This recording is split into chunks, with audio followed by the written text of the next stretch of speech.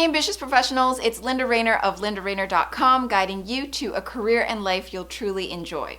So if you are finding yourself feeling sick and tired of this pandemic that we're in, you're not alone and you're in the right place, because I want to share with you some tips that will hopefully help you to overcome and deal with this COVID-19 fatigue that we all seem to be going through.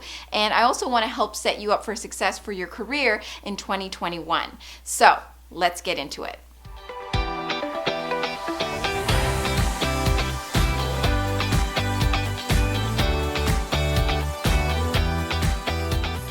As a career strategist, I've had the honor of being able to help numerous ambitious corporate professionals just like you to land their dream job offers. And so if this is something that you're interested in, working with me one-on-one or learning more about my free online workshops that I offer, then I can give you details about that at the end of this video. So today's video is one that's a little bit different because it's more related to a very specific topic, and that is COVID-19 fatigue. COVID-19 fatigue is actually a buzzword that I've been seeing in news articles lately, in magazine articles, and it's been interesting because I feel like it's something that's sort of been suggested to us, this idea that we are tired of COVID-19. And I really want to talk about this topic with you because I think it is wearing a lot of people down and it's slowing us in our internal growth, in our internal exploration of ourselves. It's stopping us from being fully present, and it's really just dragging all of us down. So today I want to share with you some of my best tips on how you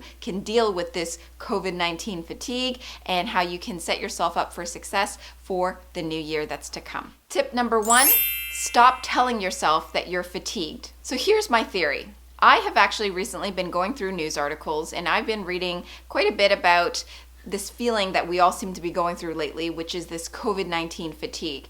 And I honestly believe that it's these types of articles that are suggesting this feeling to us, and it's actually brainwashing us and causing us to feel that we are fatigued and tired and sick and tired of the COVID-19 pandemic. That's not to say that you're not feeling sick and tired of COVID-19 all on your own, but I do think there is something to the power of suggestion. That's what I'm referring to, which is that when someone suggests that you're potentially feeling this way because of a certain reason and they label it, they call it something such as COVID-19 fatigue, then all of a sudden, if you somehow believe or agree with them, you start to feel even more of that potential feeling. So that feeling of fatigue, that tiredness, that annoyance, that frustration, that irritability, you actually convince yourself that, yeah, that's what I'm going through. I'm going through COVID-19 fatigue, and it ends up being your whole identity. It ends up being how you wake up every day. It ends up being how you feel when you go to bed, and it's something that you carry with you throughout the entire day and into the next day. And this is why I believe that it's so important that you beware of what it is that you're telling yourself and what it is that you're agreeing with. Because if you continue to agree with these articles that tell you, hey, you're feeling tired, you're going to continue to feel tired. That's not going to end until you recognize that, hey, I don't have to agree with what these articles are telling me to feel. I can instead decide how I want to feel myself. So number 1 tip, like I said, is to stop telling yourself that you feel fatigued. Tip number 2, clean up the inside mess before anything else. So it's not as simple as just saying, okay, I'm going to stop telling myself that I feel tired and hopefully I won't feel tired anymore. That's not really what I mean, and that's not how it works. But what I am trying to point out is that there is something deeper within you. If you are feeling irritable, if you are feeling frustrated, if you are feeling even sad on a regular basis, there is something deeper that's going on within you that you need to look at. And that's what I refer to as the inside mess. You need to tidy up what's inside in order to feel a lot more refreshed. The inside mess that I'm referring to is the inner turmoil that you are currently feeling. Because we're having to work from home and we're staying at home majority of the time, it can feel a lot like Groundhog Day every single day. So I don't know if you've ever seen the movie Groundhog Day, but it's about a man who wakes up every day and every day is just like the last. He meets the same people, he goes through the same interactions, the same events, and it just really doesn't end. And the next morning he wakes up and it starts all over again. Nothing changes until he changes himself. Only until he sees things differently is his day and his days are able to change. So that's what I'm referring to here. You want to start going on a detox for yourself. Detox means to clean up that inside mess. You want to stop adding more of a mess to it. So that means stop going on websites, reading news articles, and filling yourself up with anything that is just adding to that tired feeling, that's adding to that annoyance, adding to that irritability, adding to that sadness. You want to intentionally set boundaries for yourself and block out the noise. You want to do this for a little while, maybe do it for at least a day, 2 days, 3 days at a time, or do it in little spurts. For the next 5 hours, I'm not going to add anything to my inner turmoil. Instead, I want to allow myself to just be with who I am and not allow anything to get in my way. And you're probably thinking to yourself, oh, but I want to stay in the loop with, the news. I need to know what's going on in the world. And the truth is, you don't really need to know everything that's going on in the world. You don't need to jump into that drama that's outside of you. But if you do really, really want to keep in check with what's going on, fine, give yourself 5 minutes. 5 minutes every day to just go through the news articles that you want to go through, read up on what's new, and then once that time is done, just turn it off and put it away if you can. I know it's tough. I know it's difficult. This is something I'm asking you to do that has become a true habit for all of us. We are so used to being next to our phones and reading our phones, even if it's something that we don't even care too much about, but we'll read it just to distract ourselves. Why? Because we can't even sit with our own feelings. And that's what I'm asking you to do now, is to set boundaries for yourself, clean up that inside noise, that inner turmoil, and that will start to help you to feel a little bit more clear on yourself, and you'll feel clear about your path. It's so important to become aware of what's going on inside, because once you are aware of it, you can then do the work of removing it. And once you're able to remove it, you can then make room to appreciate all that you do already have. Tip number 3 is to focus on the here and now. The truth is, even I find myself feeling antsy at times, wondering when is this whole thing ever going to end? Because it just feels like it's never going to end, even though there's glimmers of hope here and there.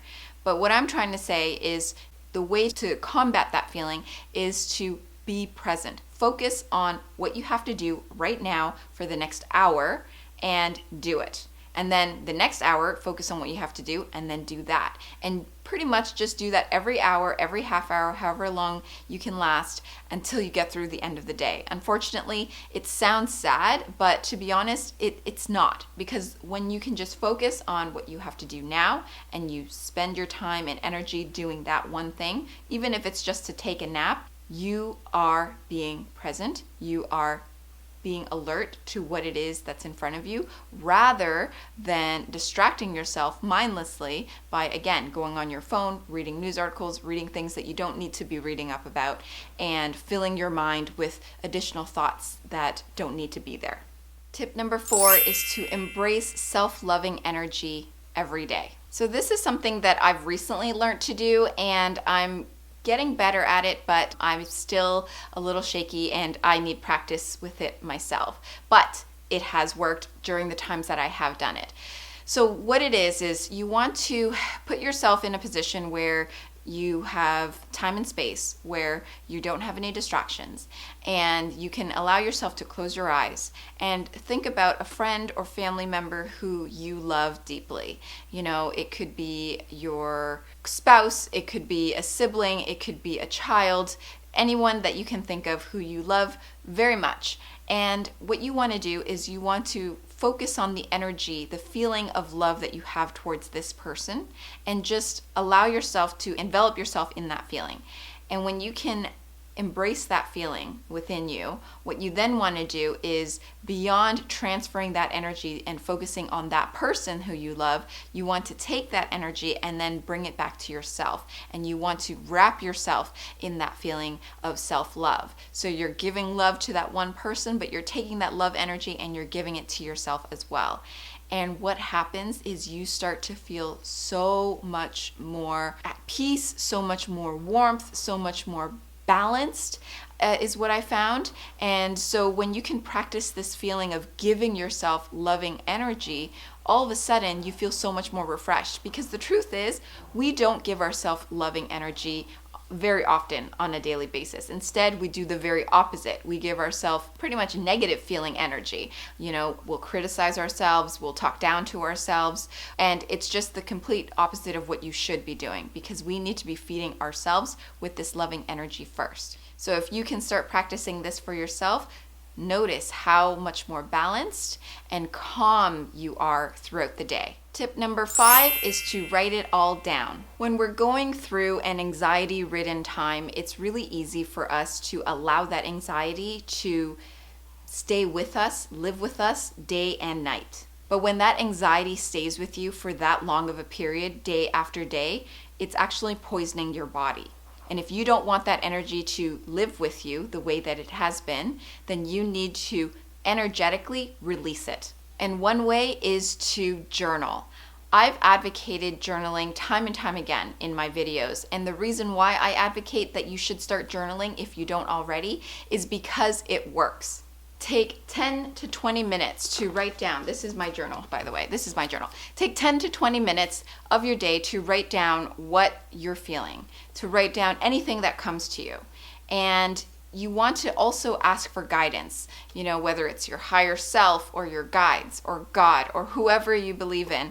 You want to ask for guidance. You want to ask your questions and write them down, and then write whatever comes to you in terms of answers, because you will get that much more clear on what it is that you're feeling. You'll be able to process that inner turmoil that's going on within you, and you'll be able to energetically release it. It's taken out from within you and it's down on paper, so you can then separate yourself from it. This is something that I do regularly, and I feel so much clearer when I'm done, because it's out of my system. Whatever's been going on up here or bothering me in here, I'm able to put it down on paper, and it's outside of me. It's no longer attached and stuck within me. So there you have it. Those are my 5 tips on how you can deal with COVID-19 fatigue. I really hope that they are going to be helpful to you. Now, if you've been looking for a job for the last little while during this pandemic, and you're finding yourself not being able to get the interviews that you deserve and not getting the job offers that you deserve, then I want to be able to help you. I have 2 free workshops available any time of the day for you. One is my interview mastery workshop, where you can learn some tips on how you can be more confident in your next interviews. The link is down below. My other workshop is my resume mastery workshop, where you can learn how to prepare a compelling, attractive resume that's going to gain interest from hiring managers. So feel free to check out those 2 workshops if you're interested. And otherwise, if you're interested in gaining one-on-one professional advice and guidance from me, then you can head on over to my website, lindarainer.com/standoutgethired, read through the page, fill in the application form, and from there, if it looks like we're a potential match, one of my team members will be reaching out to you directly. If you like this video, then please give it a thumbs up, subscribe, share it with your friends. Thanks so much for watching, and I will see you in the next video.